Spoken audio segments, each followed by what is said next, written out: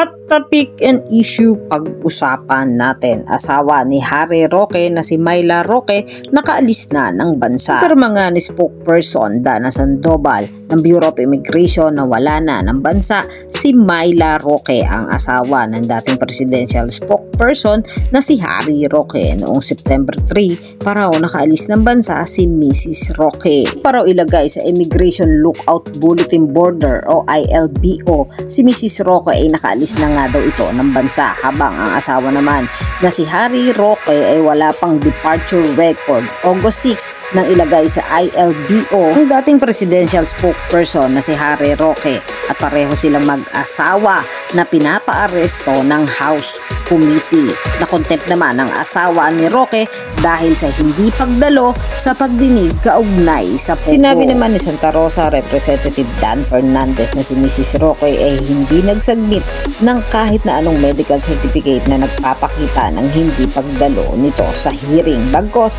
nag-send lang ito ng prescription galing sa kanyang personal doctor. Saan pa niya nakatanggap sila ng impormasyon na si Mrs. Roque ay posibleng nasa Asian country lang katulad ng Singapore at Malaysia. Yan ang mga hot topic and issue dito lamang sa Tambalang GK.